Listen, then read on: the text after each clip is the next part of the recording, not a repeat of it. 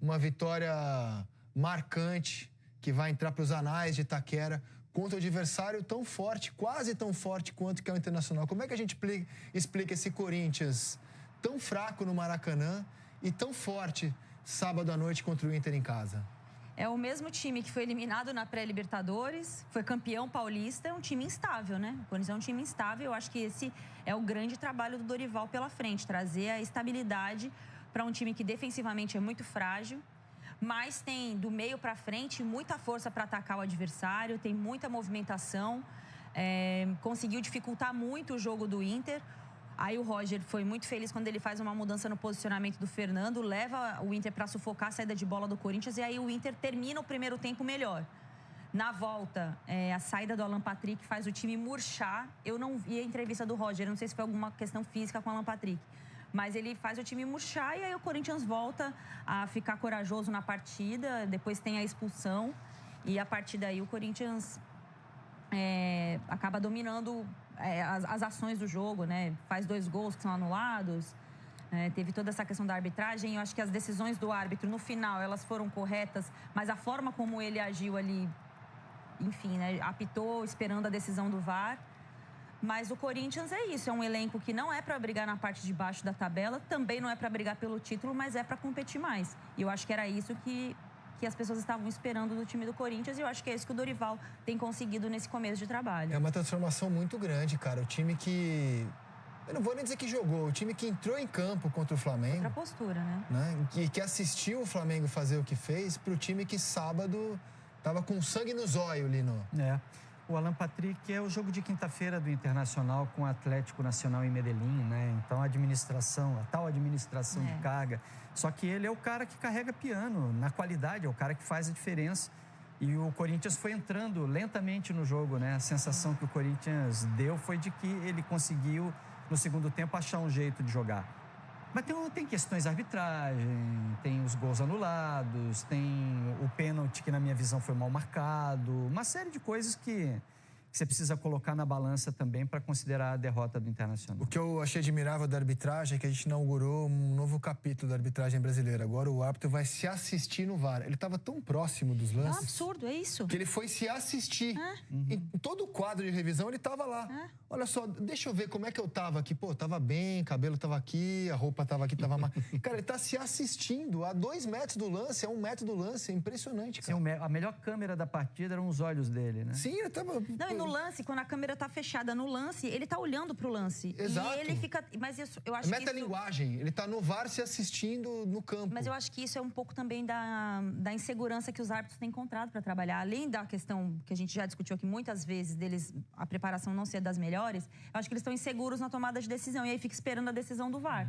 Porque aí, senão, se é afastado, né? Fica fora, ele espera a decisão do VAR. Então ele vai lá para ser convencido que a decisão que ele tomou foi a correta ou não. Então eu acho isso uma coisa assim que não tem explicação. Agora, falando do outro lado do jogo, trago aqui o mesmo comentário que eu fiz depois do Grenal sobre o Internacional. O Roger, ele fica muito limitado ao Alan Patrick. Claro, tem um dos melhores jogadores do campeonato. Mas se os pontas não estão funcionando e ele perde o Alan Patrick, o Inter para de jogar. E o Inter é um time que depende muito dos jogadores que atuam pelos lados, dos extremos. Depende muito. Quando eles não estão bem, o Alan Patrick resolve. Quando tira o Alan Patrick, acabou o time. Mas é difícil, né, Ana? Tira o Arrascaeta do Flamengo, tira o Arias do Fluminense, tudo bem, tira mas o Hulk do a questão Atlético. você tem que ter um plano B. E eu acho que tá faltando esse plano B ao Roger. No mínimo né? Pode não dar certo, mas ele tem que apresentar o plano B. Porque aí o plano B fica trocar os pontas, né, troca os nomes, mas o time não muda o comportamento. Então, assim, claro que você vai sentir a ausência do Alan Patrick, né? É óbvio. Mas o que você pode fazer para solucionar o problema, já que você não tem ele o tempo inteiro? E eu acho que nesse momento, desde do Grenal para cá, ele acaba ficando um time mais instável por conta dessa ausência, essa falta de plano B do Roger. No caso do Roger, sim. Mas o detalhe do Internacional é que ele estava ganhando o jogo, né? Então não era um... Ele virou jogando muito. E a ideia quando foi um jogaço, né, gente? Ele virou jogando maravilhoso, né? A ideia quando sai o Alan Patrick não é um outro Alan Patrick, ou seja, não é continuar criando, é mudar, é se defender. Então ele não está conseguindo fazer isso aí. É isso. Né? Era um jogo para no segundo tempo conservar um pouco mais e cozinhar o Corinthians. Foi um jogaço e o que me intrigava era isso, vendo a partida. Esse é o time que no domingo ficou só olhando o Flamengo jogar, não fez nada, não... Tava lá só... Mas você não pode também presente peito aberto contra o Flamengo no Maracanã, não, né? Não, a escalação foi completamente equivocada. Sim, ali, né? Concordo, mas assim, de postura mesmo. O Corinthians assistiu ao baile do Flamengo. E sábado, o Corinthians em casa, com o Dorival à beira do campo, teve uma outra postura completamente. E eu tenho uma expectativa muito grande sobre como será Yuri Alberto sob o comando de Dorival Júnior. Por quê? O Dorival, e eu digo isso porque a gente trabalhou com ele na Copa, batemos um papo sobre isso, pode ver que nos times que ele dirige, o centroavante é protagonista. Sim. Ricardo Oliveira no Santos, Pedro e Gabigol no Flamengo, Caleri, melhor fase do Caleri no São Paulo foi com o Dorival. Ele é um cara que gosta de centroavante, ele gosta de jogar para centroavante. E eu tô bem curioso para ver o desempenho do Yuri Alberto. O primeiro jogo de brasileiro foram 3 gols do Yuri, né? Óbvio não vai ser sempre pé assim. esquerdo, um de pé direito e um de cabeça. Mas eu acho... Porque assim, o Ramon, com todos, eu sei... Do seu pensamento ácido. Esse pensamento está superado entre nós. É inegável que ele tirou muito do Yuri, né? Sim, mas o Vitor Pereira também tirou. Mas eu acho que o Ramon tirou mais ainda. Claro, né? Foi o treinador que mais tirou do Yuri no Corinthians. Tinha o Memphis do lado dele também, né? Oi? Tinha o Memphis ali pra ajudar. Perfeito. Não é só o Ramon diz, o Memphis que ajudou muito também. O Vitor Pereira tinha o Roger Guedes, mas o protagonista era o Roger Guedes. E eu acho que o protagonismo vai aumentar agora com o Dorival, porque o time vai ficar mais organizado em relação ao que estava com o Ramon e vai jogar muito pro Yuri, ainda mais pro Yuri. Então acho que vai aumentar o protagonismo do Yuri Alberto no Corinthians. Concordo. É a minha aposta, né? Concordo. De um jogador que é muito bom, que pro padrão do futebol brasileiro é muito bom. Não, eu já defendi ele até em convocação. Pra mim é um jogador que já teria que estar figurando ali, pelo que ele fez o ano passado, na reta final de Brasileiro. É um jogador que... Bom, mesmo na fase ruim, aí eu vou me autoelogiar aqui, porque eu sempre defendi o Yuri Alberto. Eu sempre fui a favor do futebol dele, né?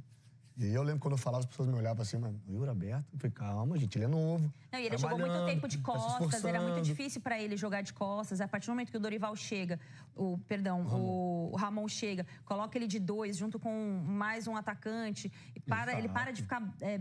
ele era um jogador que lutava muito, estava sempre brigando ali, né, no bom sentido. Mas não é o jogo dele. O jogo dele é um jogo de velocidade, é um jogo de último homem pra disparar. E eu acho que esse foi o grande mérito do Ramon. E acho que defensivamente o Corinthians vive essa crise aí, porque ele não tem peças mesmo, né? O Corinthians não tem peças defensivas. Ele não tem bons zagueiros, né? O Corinthians não é um time confiável defensivamente. Bola aérea no Corinthians é sufoco. Agora, do meio pra frente, ele tem boas peças. E nem tem o Garro, né? E o Garro tá fora. O Yuri Alberto, eu acho a defesa mais difícil de se fazer hoje em dia no futebol brasileiro. Por mais que o Ramon tenha esse otimismo todo, assim, e o tempo inteiro ache, né, nesses últimos meses que ele joga muito, o Yuri Alberto mereceu críticas, cara. Claro. Período ruim dele era assustador. Cara, ele perdia gols inacreditáveis. Inacreditável futebol clube. Não, ele era, sabe, ele chegou num nível técnico de merecer as críticas que ele recebeu. Sem dúvida. Então... Não, o que a gente está pontuando é que é um jogador muito jovem, que oscila, né? Tem 24 anos, né? 24 já? Tá. Um jogador jovem que oscila.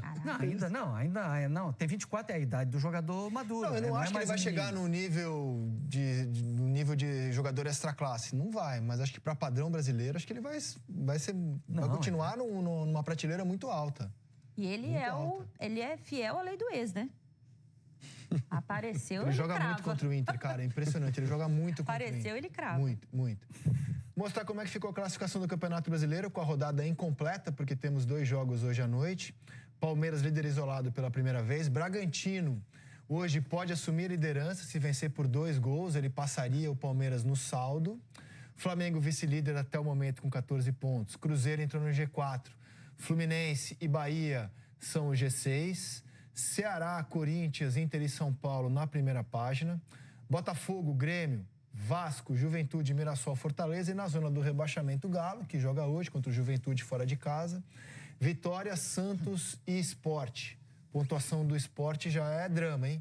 Porque o Lino falou que zona do rebaixamento é aquela que é uma rodada, né? Então, do nono...